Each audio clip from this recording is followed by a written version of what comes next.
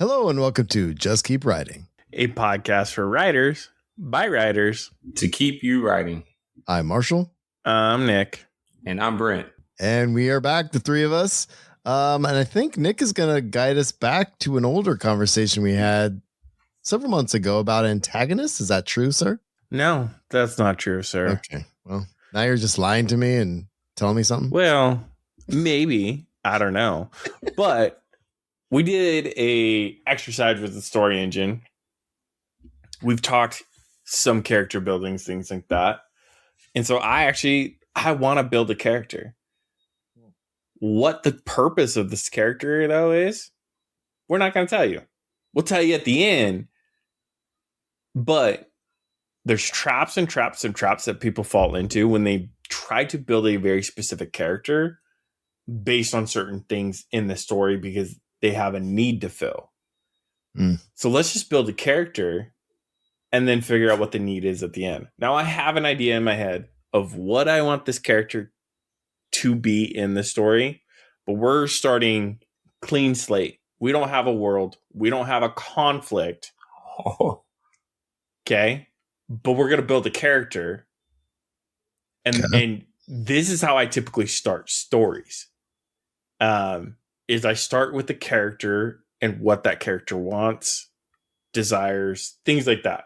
So we're going to go through that process, and I'm going to tell you at the end of what this character is actually designed for.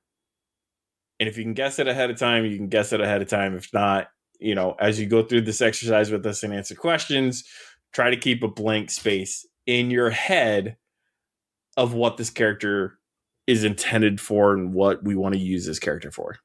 So, do you guys have any preliminary questions before we kind of dive into this one on this? So you're taking notes as we go through this, right? So we can keep it all together? Yes, sir. Okay, cool. Because I just want to make sure so I can hold it all in my head. And in my head, you corrected me when I said antagonist because that's what we talked about. So are we not building antagonists or we're just building a character, correct? We're building a character. And at the end, I'm going to tell you what this character is actually for. Okay.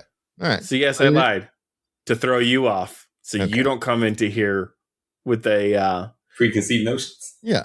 Thank you, Brent. Preconceived notion. I had a lot of them. I'll let them go. This is going back to hearing conversations, especially in the beginning phases of when you're trying to really make a good character for a certain area in your book or your story, rather than just filling the gap and filling the need. We want to create characters based on depth and realistic characters.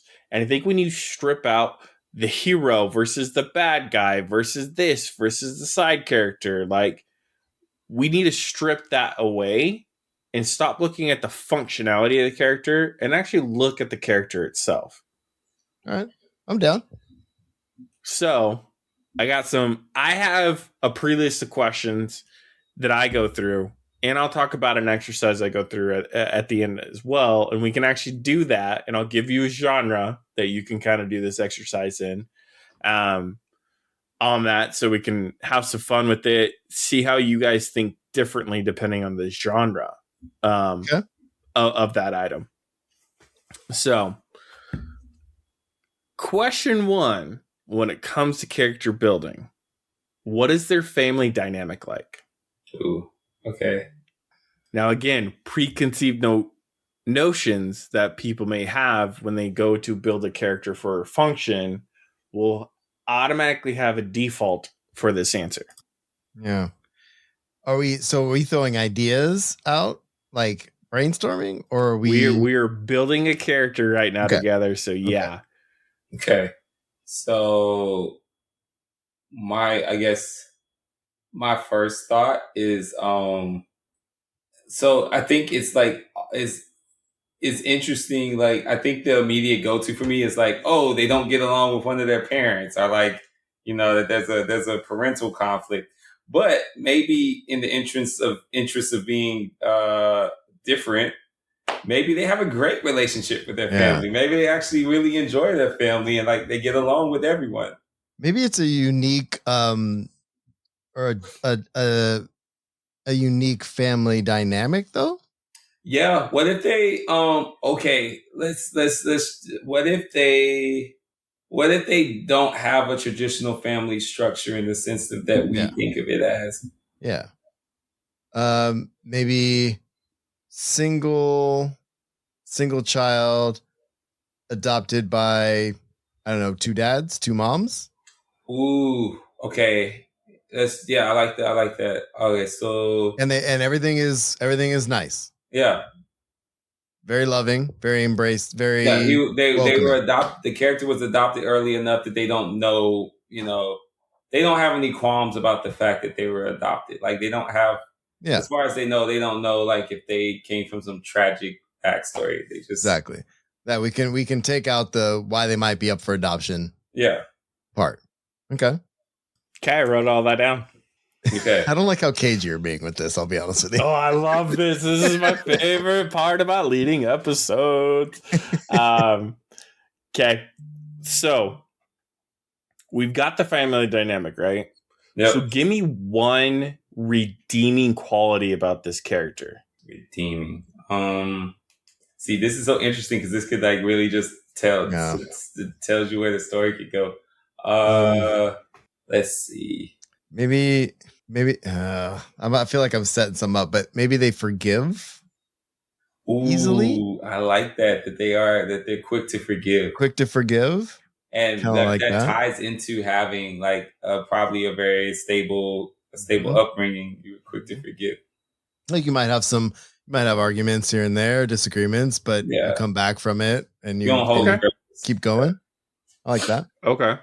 I do. I like where this is going. So give me one character fault. And I want to be very clear about this one. This is not something that they struggle with.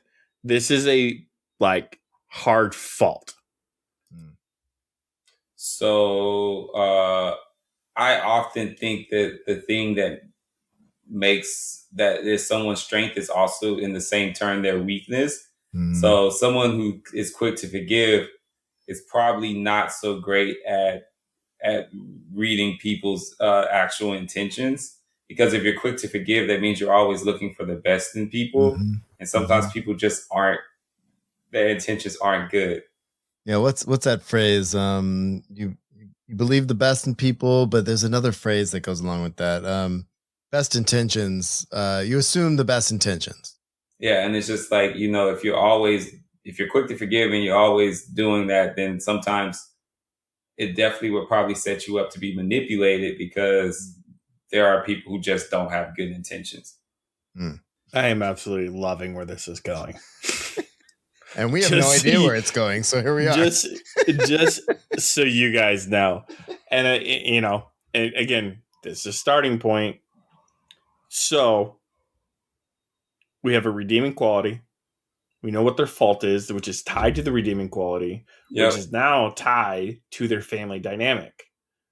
All good ways to start character building, and things build upon each other, right?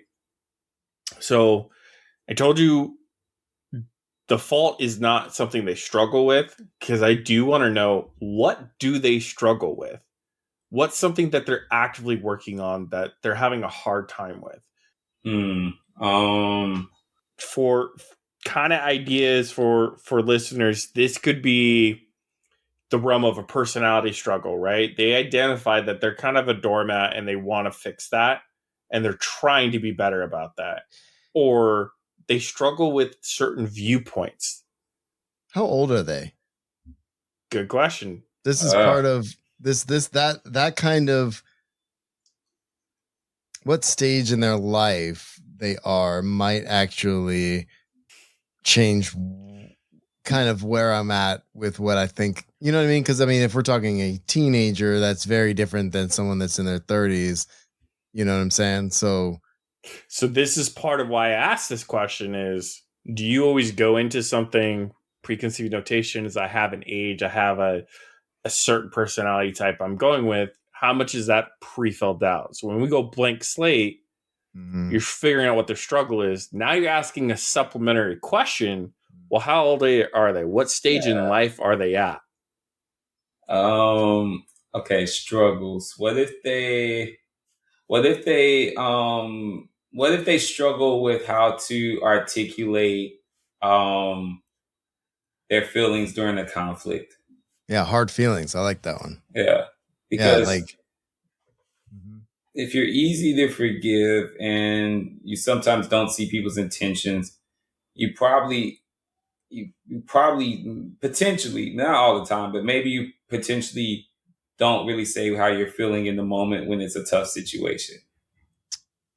And is that part of that could add to the flaw too of like there is a resentment sometimes, or a, stuff that builds up. If you're not able to, if you don't feel like you can say how you feel, that might also add to some of their interactions with people later too. Yeah, exactly. Mm-hmm. Yeah. Okay. So articulating how they feel during conflicts. Yep. Fair? Mm-hmm. Okay, I got another one for you. It's a doozy. What are they ashamed of? Ooh. Does it have to do with, do they know they're adopted? But we already talked about that, and you said they were fine with it and they didn't have any issues with it during the family dynamic. I want to veer out of the veer to something else entirely. I'm thinking, what if they're ashamed of their body in some way? Oh, I like that. I always when I think of shame too, I always think of very specific moments. Like, was there a moment that they were really ashamed? Like they keep thinking about, like maybe it was one of those moments where they finally did say how they felt in the moment and it went sideways and they're very ashamed of it, which is why they don't share, why they have a hard time articulating themselves now. That's true. If we stayed on that route, but I like where you're going with it too. Well, I think if you can have more than one. Yeah. Yeah, I think there's value in that too, staying on the route sometimes, because I do.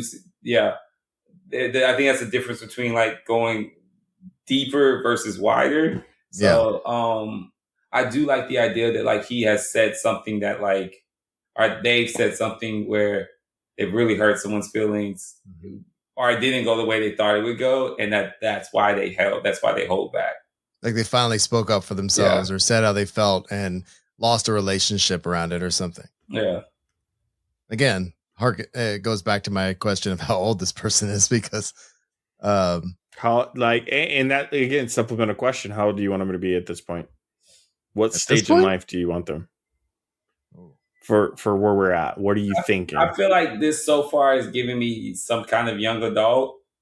Maybe not necessarily like a preteen, but like maybe someone that's like early mid-20s. Yeah. I like that. I did a bunch of stupid shit in my 20s. I'll tell you that. Yeah. Dude, I still think about that stuff. I know, same. Okay, like I got to turn the page here. So this is a 2-part question. We don't know what that means, but I know. I'm taking notes, baby, and I'm going to rewrite them and take pictures. In your notes. Okay, I got you. Okay. Yeah. So, 2-part question. So you can call this, question 6 and question 7. But what makes them happy and what makes them angry? So probably I have an idea for the happiness one. Maybe being in a space where everyone is getting along is probably like a happy place for them. Yeah, like holidays and family events, gatherings and stuff. Yeah. Birthdays, things like that. Now, as far as what like upsets them, I would think often what upsets people are things that are tied to things that they either don't like about themselves or things that they regret about themselves. So maybe people who are too harsh with their words are like, and then like something that upsets them because it just triggers the moment when they were too harsh with someone, and it taps into their shame.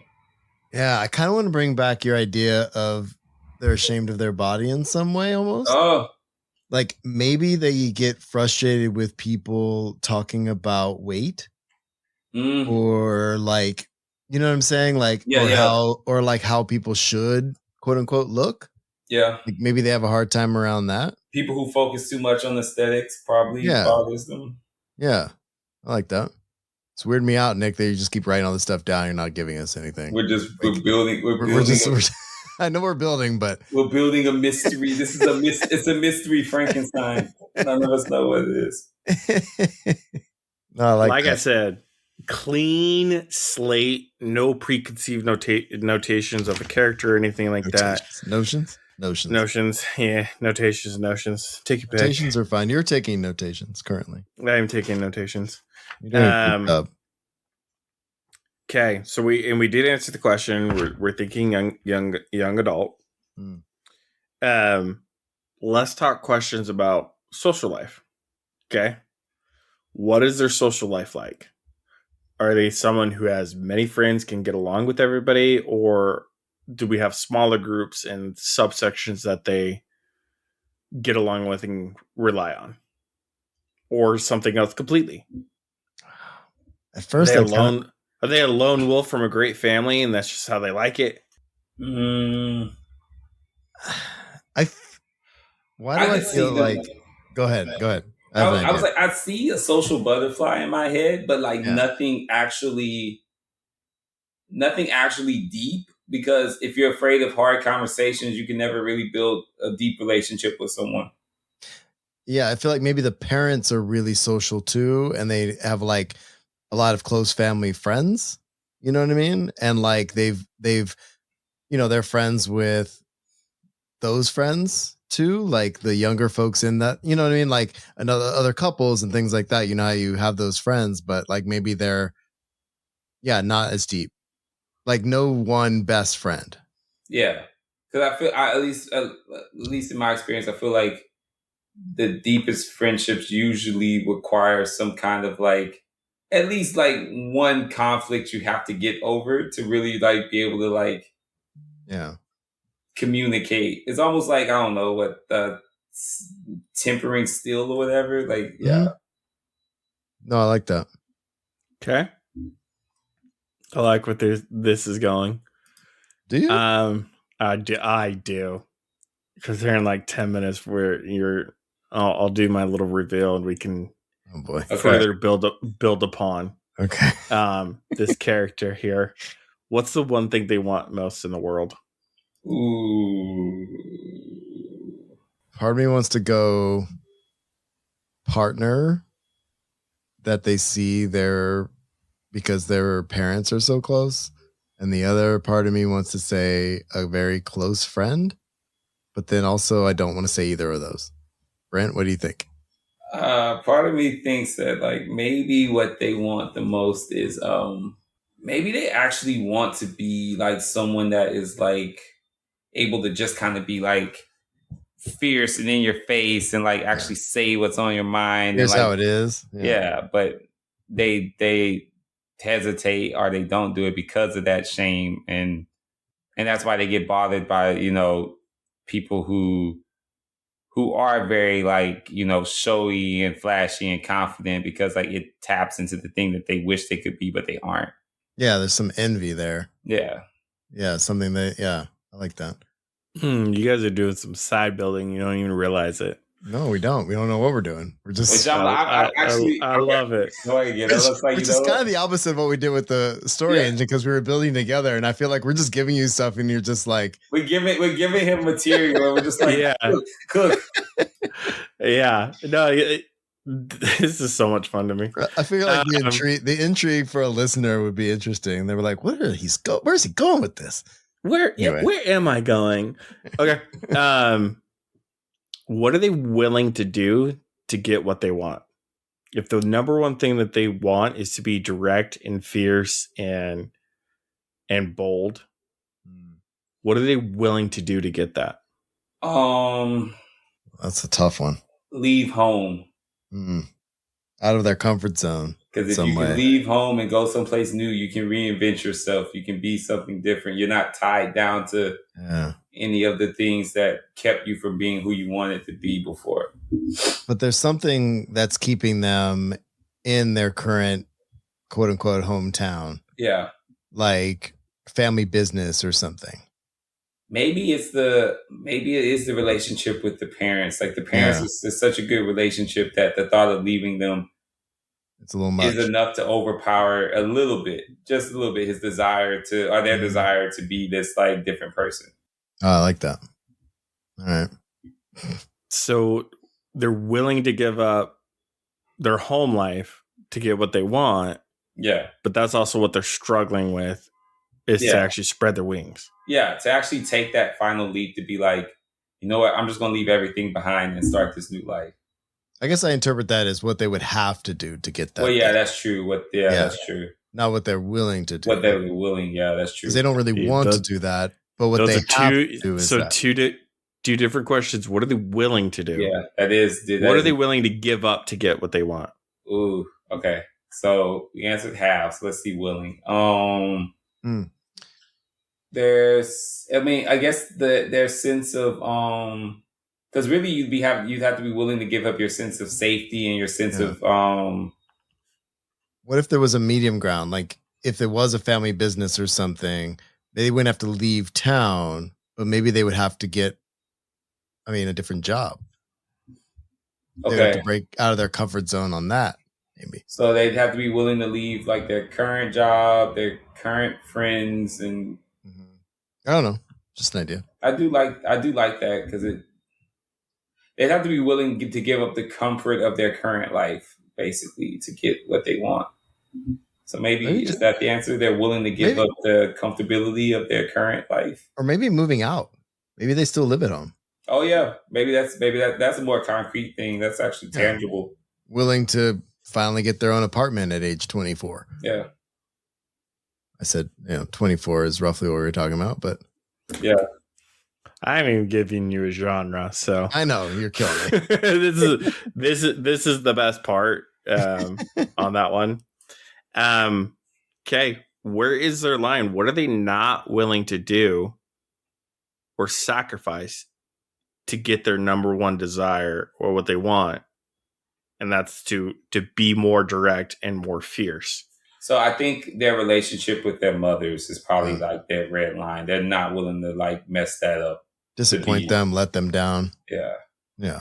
Because so far with everything we've done, it feels like those two are kind of like a focal point of like goodness in their lives. So, yeah.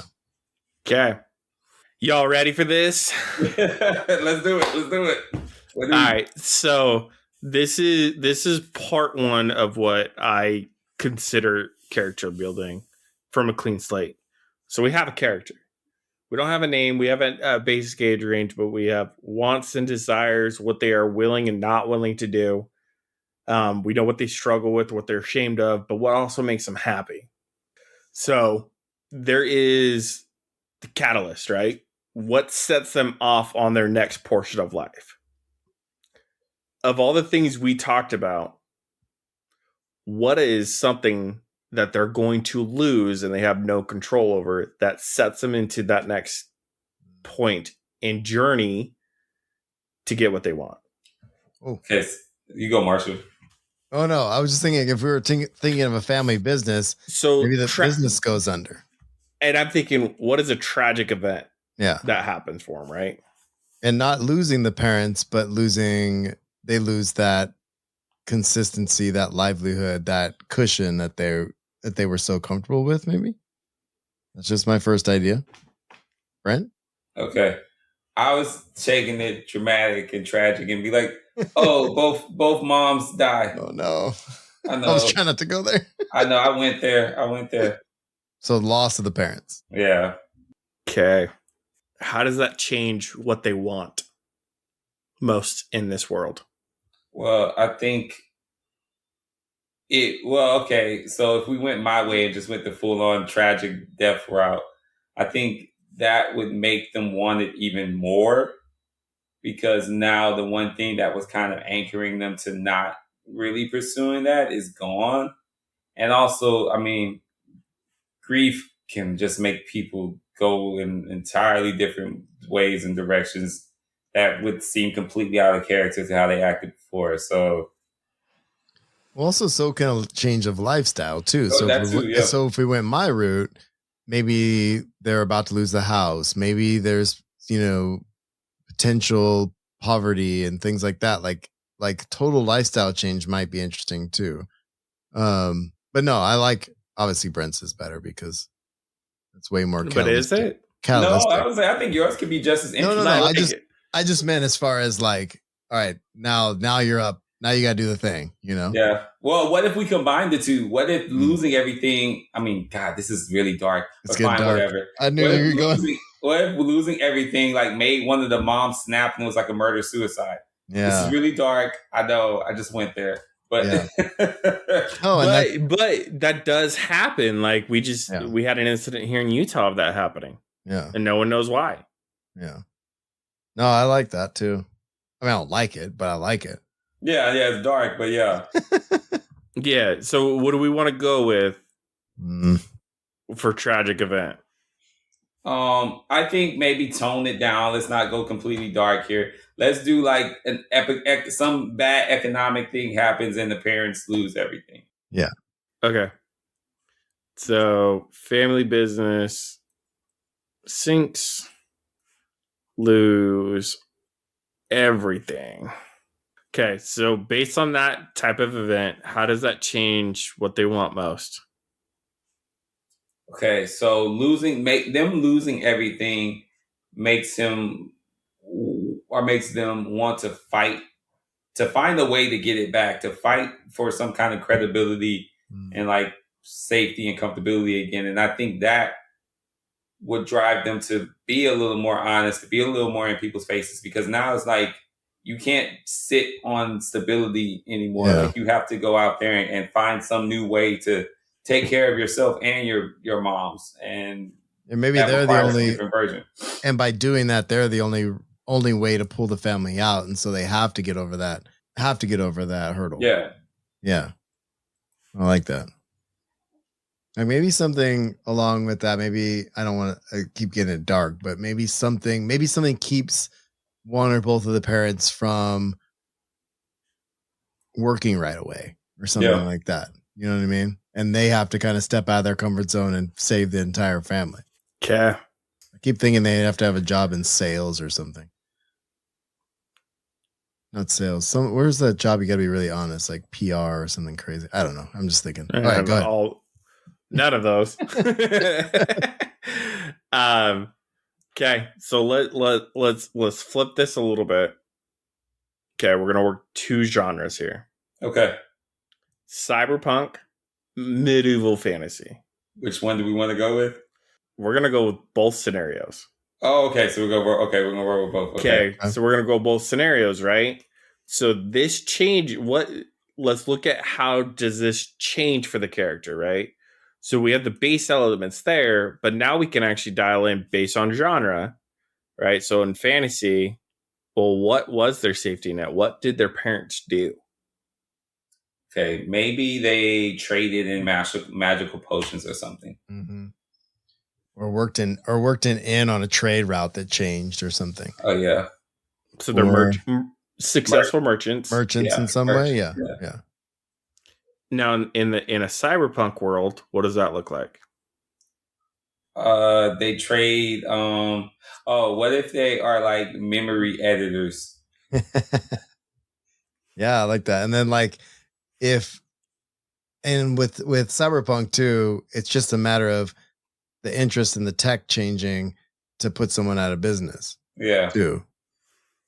So like maybe they were like professional like memory editors, and like something went sideways with the programming and like a bunch of people's brains got fried or something. Yeah. Some unintended losses. Yeah. Clients. Credibility. Yeah. Or maybe just like one big client that like ruined their reputation afterwards, which would be a good way to drive him to kind of becoming more of an asshole, because he's like, this one person fucked up our whole lives. And like, and so maybe they turn around and go after that family because of, I like that. Or that particular part of the business. Okay. So the memory editors, bad deal went south and they were basically review bombed, reputation tanked. Yeah. And maybe this person asked for something that they knew they shouldn't have been getting anyway. So it kind of like even more so it's like you screwed my family's business for something that you knew you shouldn't have been like seeking out anyway. Yeah, maybe they were asking for, something on the shadier side or something that's not fully legal, and they did it for this one client or something. All right, yeah, and it's like maybe certain kinds of memories aren't supposed to be removed. Yeah. Or edited even. Or even there's a current investigation going on, and that's a prime suspect for a crime. Yeah. Right. So, easily justifiable on that one. Sure. Yeah. Okay. So this is the fun part. So now that we have this character, this is where you have a baseline. Where do we want to take the character next? So Marshall alluded to it already. This is our antagonist. Was I not supposed to say that? No, but it's fine. But this is our antagonist, right? To the story. Right. So now basically what we did is we built a believable character. We built tragedy. We have redeeming qualities in this character. If I'm saying this is the antagonist, right? We could also flip this at the same time and say, this is the protagonist. This is someone coming out of a bad situation and trying to get on top and changing and adapting to it, right? Right. Or this is the antagonist who decides, I need to be bolder and fiercer. I'm going after the people who took everything away from me. In doing that route, which in some viewpoints, could be the protagonist as well, right? Yep. So the purpose of kind of what we did and what we built, looking at the two different genres and things like that, the genre doesn't change the character, but it changes the outcome, right? So with this and kind of what we did, and I've got all the notes written down so we can cover anything, knowing that this is an antagonist, what would you change and why? So I would definitely focus in on the mothers and what they're doing, because would you change the family dynamic based on this? Oh no! I would keep it the same, but I think that's when that's the part about it where you can make it really diabolical and make it really interesting. Is that his parents were great, but maybe they were chop shop memory editors that were doing stuff. They were helping criminals erase memories of committing crimes so that they couldn't get arrested. Or they were helping people, they were involved with shadiness they didn't know. Or memory trafficking or other things. And from this kid's point of view, well, my parents are still great. All I know is them. They're amazing people. And if they got arrested or killed by whatever law enforcement, in his point of view, it's my parents were amazing, and it's the systems that wrong, not my parents. I think that's the way you play it. Or almost the same thing with the medieval fantasy is maybe, you could go really dark here and be they were merchants, they were trafficking people, and this character is well, they don't really count as people, so I don't care that my parents were hated for trafficking these guys, and you are wrong for viewing. Basically, you could be really messed up here and be he just calls these people cargo. And why are you that?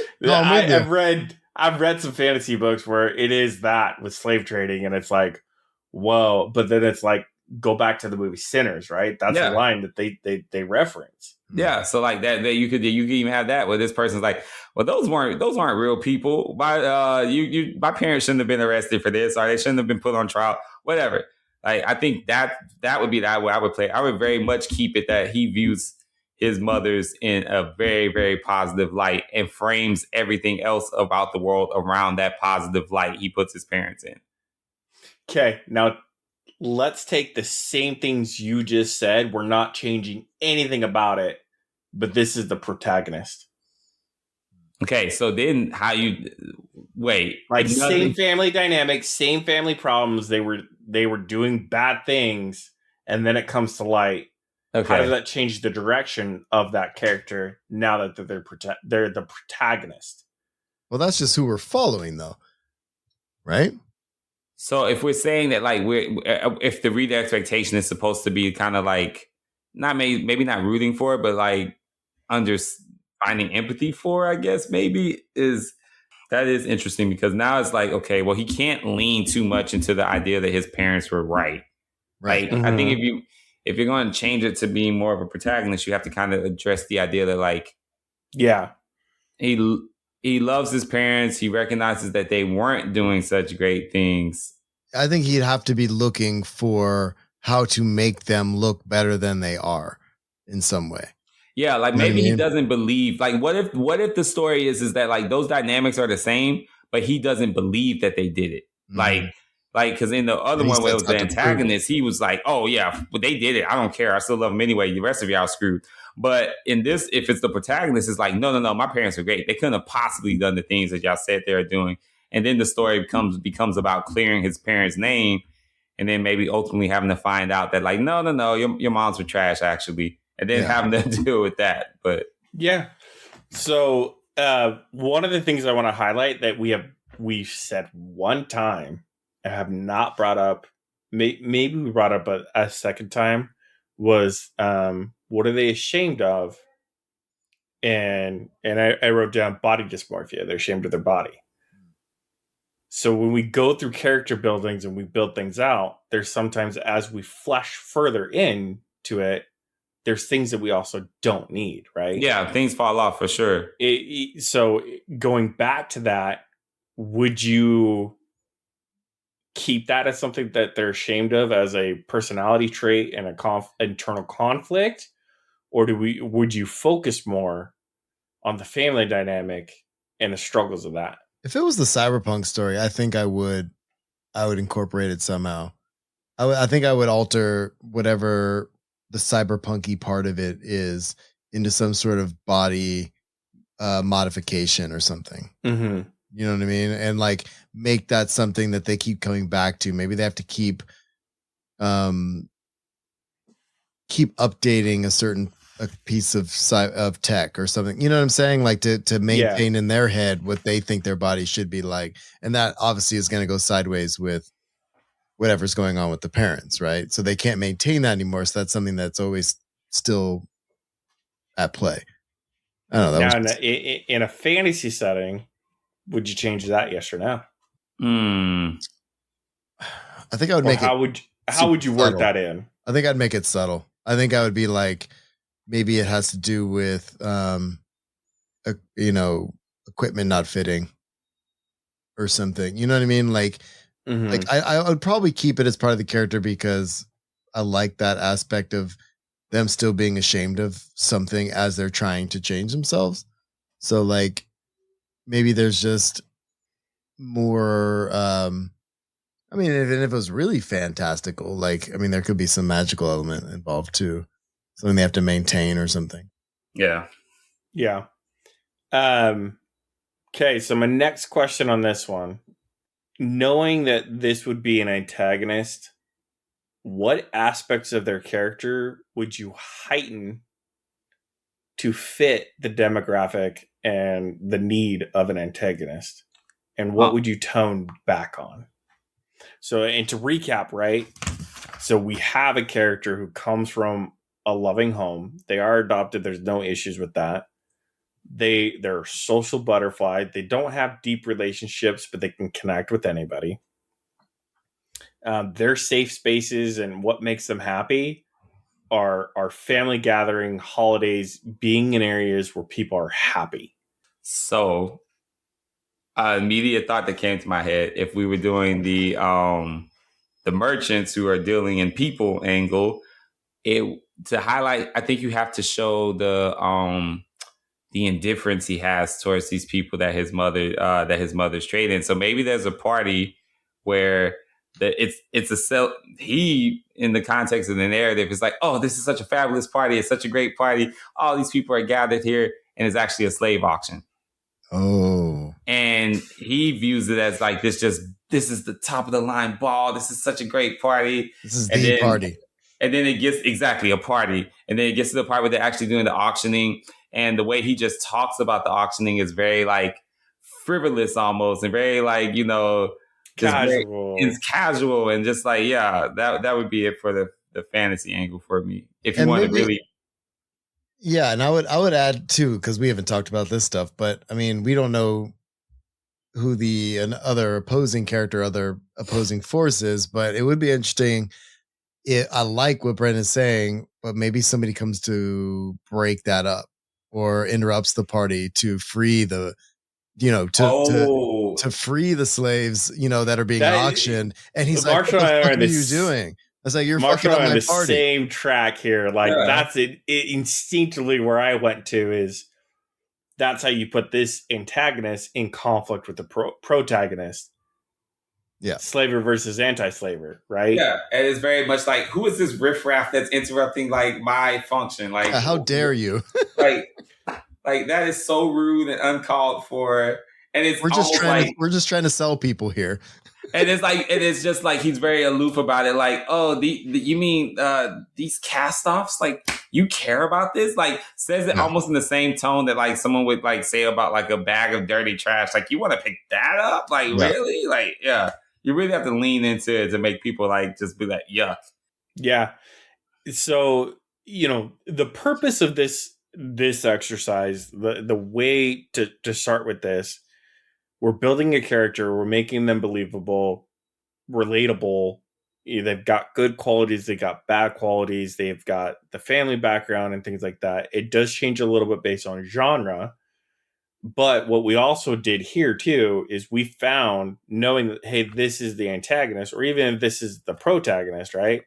We found the crux of where the anti-them would come into play into conflict. And we started naturally, you guys started doing world building as well from this. Yeah. Right? I also like that we can back up now once and I think what you're saying, now that we've seen them conflicting, now we'd have to build the antagonist or the protagonist accordingly, right? Yeah. Right. And it's one, we're not world building, fleshing out the story, fleshing out the protagonist, and then being like, well, I don't really have my antagonist worked out yet. Let me do that 5 chapters in, right? Yeah. We're doing that way ahead of time and we're putting them into conflict. But again, it's going back to, this is a believable antagonist. This is someone you can be relatable with certain qualities. But then there's those qualities that they have where you're like, I'm not on board with this at all. Like, does that make sense? Yeah, no, 100%. Because like, I think we all, I mean, not all, but I think a lot of people can relate to having good relationships with their parents. I think a lot of people can relate to having a situation where their family is struggling economically. I think people can relate to those things. I think people can relate to like struggling with having deeper relationships. So I think all those things are like super relatable, which is, I think, to your point, adds to the horror when those really awful sides of them come out. Because it's like, oh shit, like Yeah. Also, depending on how you tell the story too, and the POV you choose, and whatever else, how you build that is how it's going to affect the reader too. Like, when do we want, do you want the reader to realize that they're sympathizing or empathizing with someone who's like, oh wait, you're doing what? And then, you know what I mean? Like, depending on how you tell that story in the POV, that could be really interesting to play with that, the reader's emotions a little bit too. Oh yeah, 100%. One fun exercise I have, maybe it's not fun for some people, but I call it, taking out the trash. So pick the genre, you got the character. What is it like for them to take the trash out? Yeah. And then you throw it in there. How do they react when something that makes them feel shame? What is the reaction in that process? How do they react to that? Yeah. So going off of that, let's go cyberpunk. This character is taking out the trash, and as they're taking out the trash, they're listening or have to listen as they're passing by.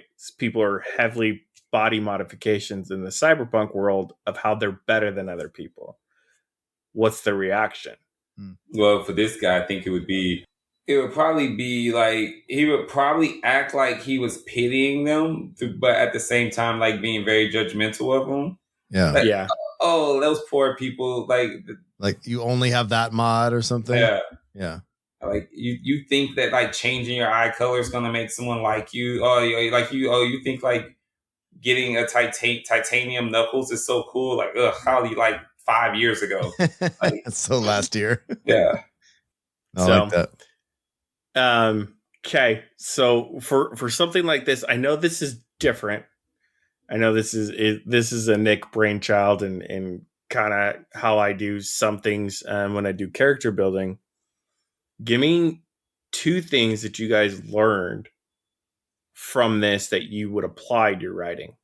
So I think, so for me, I'm definitely like not always a character first person when it comes to this. So I think like one thing you've made me kind of think about is like just how useful it can be to figure out certain motivations and personality traits first, because you can easily build the world around those to serve the story quicker. So that's one thing I think learned for sure. No, I agree. I like the idea of, and this is something I've been saying since LP mentioned it a while back in an episode. I feel like we kind of zero drafted a character. You know, it's like you start with nothing and you're like, okay, you have a set of questions, respond to those questions and build from there. But I like what Brent said too. Like, okay, you have that thing. Now, what are you going to build around it? Like, I love the idea of building an antagonist this way, but then what does the protagonist look like in that story? And even better, whose POV am I telling the story from? Right? Am I telling both POVs? Am I telling, you know what I mean? Like, and so I think that could be really interesting depending on the story you're telling. And shifting the genres, I think, is pretty fun too. It's like, okay, what happens if it's this completely different genre? You know what I mean? Like, is that a more compelling story? I don't know. Mm-hmm. And the reason, for the different genre aspects, right? How many times have we written a character in a story that we love that character, but we don't love the story? Yeah. And the subset of that is what if that's the right character in the wrong setting? Yeah. Well, that's the one thing too. Like the set pieces are going to be different between those two. Like for instance, like having a banquet in us having like a banquet that's also a slave auction in a medieval fantasy is one thing that feels like, yes, that works within that framework.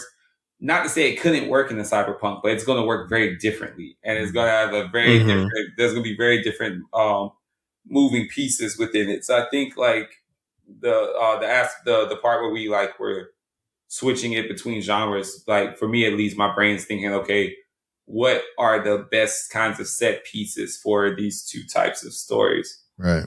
Mm-hmm. Well, and then to throw a wrench in all this too is like, well, what if it's a romance? Oh, well, you know what I mean? Like enemies to lovers? Or are we going? Yeah, like what's that other additional element look like for this character, for their wants and desires and things like that, and what drives them? Yeah. So like that's why I think this is, for me, this is fun, because it's like maybe this is a character I'll never touch. But now I've got the possibilities are open enough where I didn't restrict this character based on what I want them to do, and in the setting of how they react to stuff. Now I've got an open book with this one that can really help drive the story. And again, it goes back to, are they a believable and relatable character to start? Yep. Well, I think that's when writers, especially when people get stuck too, like having these conversations or writing these things down about your characters is really a way to maybe propel the plot forward too. You know what I mean? If you get a little stuck, if you're a discovery writer, cool, I don't know much about this character, let me dive in, ask those series of questions, and maybe that opening would, or those revelations will open something else up with the story too. Yeah. So, here's the other crazy version that I do with this when it comes to character building, and I don't have necessarily like I have the genre I want to write in. My simplest way to do this that I've done before is what is my character struggling with? Why? Well, what caused this? What caused that? So it starts going down a chain, and you guys started doing this naturally, right? So I would ask you questions, and you started going, well, that's going to determine based on age and where they're at in life. Mm-hmm. That's going to determine on this and that. And so, and part of that, the secret element to this too is like, as you have a subset of questions or a set of questions, there's always going to be more contextual questions that come on that. But don't get lost in that, because we easily could have gone down a rabbit hole on any of these questions and wrote 10 pages based on one experience that they had that makes them feel shameful of their body, right? But we didn't do that. We had a list of questions we needed to get through, and then the important subtext started generating from that based on what we were answering. Yeah, I think like when you decide to go deeper on one aspect and you start falling down that rabbit hole, it's almost natural that some of the other stuff you come up with can kind of fall off in the process. And so I think that's probably that is what happened here, which I think is it's probably a good thing, because like I think it's a lot easier to chop stuff away than to try to add stuff later. Yeah. Mm-hmm.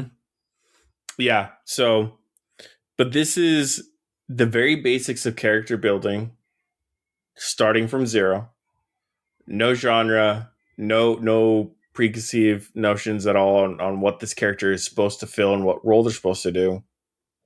It is centralized around making a believable character that you could relate to, that you can either cheer for or you can hate.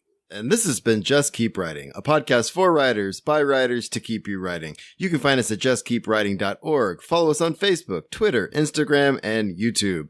Feel free to reach out to any of us on our social medias, and please jump in our Just Keep Writing Discord channel. Links to all of that is in the show notes. Lastly, please support our show by going to patreon.com/justkeepwriting. We offer daily writing prompts, early access to podcast episodes, and much more. Thanks for listening, and just keep writing.